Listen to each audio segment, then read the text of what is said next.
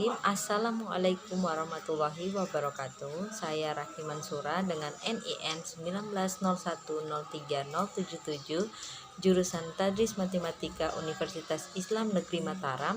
Baik, di video ini saya buat untuk memenuhi tugas mata kuliah strategi pembelajaran matematika. Video kali ini saya akan mengulas atau membahas sedikit tentang materi pada pertemuan kedua sampai pada pertemuan ketujuh. Kita masuk kepada materi yang pertama, yaitu adalah teori belajar. Teori belajar terbagi menjadi 4. Yang pertama adalah teori behavioristik. Menurut teori ini, belajar adalah perubahan tingkah laku sebagaimana akibat dari adanya interaksi antara stimulus dan respon.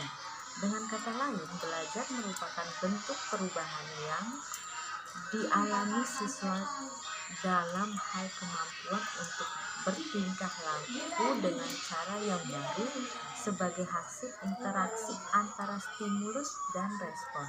Menurut teori ini, yang terpenting adalah masukan atau input yang berupa stimulus dan keluaran atau output yang berupa respon.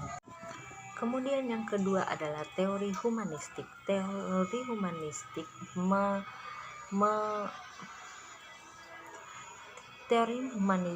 berpendapat bahwa proses belajar harus dimulai dan ditunjukkan untuk kepentingan memanusiakan manusia itu sendiri. Teori belajar humanistik sangat mempertimbangkan isi yang dipelajari daripada proses belajar itu sendiri. Teori belajar ini lebih banyak berbicara tentang konsep-konsep pendidikan untuk membentuk manusia yang dicita-citakan, serta tentang proses belajar dalam bentuk yang paling ideal. Yang terakhir adalah teori kognitif. Teori belajar kognitif lebih menitikberatkan proses belajar daripada hasil belajar. Model belajar kognitif mengatakan bahwa tingkah laku seseorang ditentukan oleh persepsi serta pemahamannya tentang sesuatu situasi yang berhubungan dengan tujuan belajarnya. Situasi saling berhubungan dengan seluruh konteks situasi apapun. Selanjutnya kita masuk kepada materi yang kedua, yaitu objek pembelajaran matematika sekolah.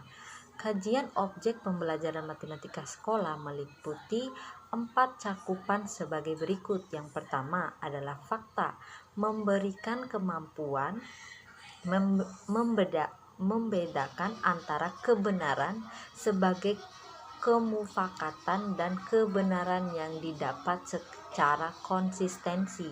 Kemudian yang kedua adalah konsep, memberikan kemampuan untuk memberikan contoh beberapa macam definisi.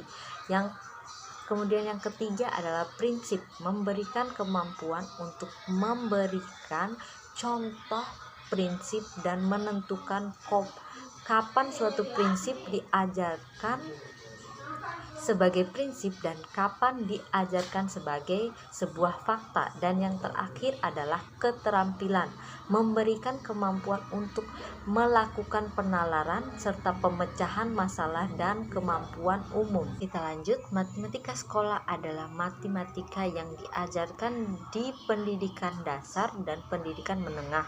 Ilmu matematika merupakan kesatuan yang utuh yang terjaga oleh sistem aksiomatiknya, sehingga penalaran yang digunakan hanya penalaran deduktif. Ada 2 objek pembelajaran matematika sekolah, yaitu objek secara langsung dan objek tidak langsung. Adapun objek secara langsung adalah fakta, konsep, prinsip, dan keterampilan. Kemudian objek tidak langsung adalah disiplin diri, kemahiran matematika, apresiasi terhadap matematika, dan pemikiran secara matematika, yaitu pemikiran yang logis, rasional, dan abstrak. Kita masuk kepada materi yang terakhir, yaitu strategi pembelajaran matematika berdasarkan RME. RME merupakan teori belajar mengajar dalam pendidikan matematika. ME pertama kali dikenalkan di Belanda pada tahun 1970-an. RME merupakan pendekatan dalam pendidikan matematika yang diadaptasi di beberapa sekolah di Amerika Serikat. Sedangkan untuk di Indonesia, metode pembelajaran RME mulai diperkenalkan pada tahun 2001 di beberapa perguruan tinggi secara kolaboratif melalui proyek pendidikan matematika realistik di tingkat SD. RME merupakan realitas dan pengalaman nyata siswa dalam kehidupan sehari-hari sebagai titik awal pembelajaran serta menjadikan matematika sebagai aktivitas siswa. Pembelajaran matematika realistik menggunakan masalah-masalah kontekstual. Salah satu ahli berpendapat bahwa terdapat 5 karakteristik pada RME. Yang pertama itu penggunaan konteks, kemudian yang kedua penggunaan model untuk memateematisasi progresif, kemudian yang ketiga pemanfaatan hasil konstruksi siswa, keempat interaktivitas, dan yang terakhir adalah ketercintaan. Jadi kalau misalnya yang terakhir ini, kalau misalnya kita udah cinta sama sesuatu, atau misalnya kita udah suka sama sesuatu pelajaran atau sesuatu kegiatan, pasti kita bakalan bersungguh-sungguh untuk menuju yang terbaik. Pastinya dalam suatu penerapan metode pasti ada yang namanya kelebihan dan kelemahannya. Jadi di RME juga memuat kelebihan dan kelemahannya juga. Adapun kelebihannya itu yang pertama, memberikan pengertian yang jelas dan operasional kepada siswa tentang keterkaitan antara matematika dengan kehidupan sehari-hari. Kemudian yang kedua, memberikan pengertian yang jelas tentang matematika adalah suatu bidang kajian kontekstual dan dikembangkan oleh siswa. Kemudian yang ketiga, memberikan pengertian yang jelas tentang cara penyelesaian soal atau masalah yang tidak harus tunggal atau boleh lebih dari satu.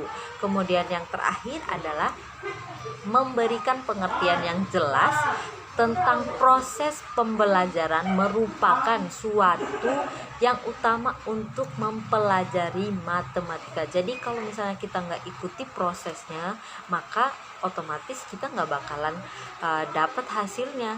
Kemudian kelemahan dari metode RME itu sendiri ada 4 juga. Yang pertama itu membutuhkan perubahan pandangan yang sangat mendasar.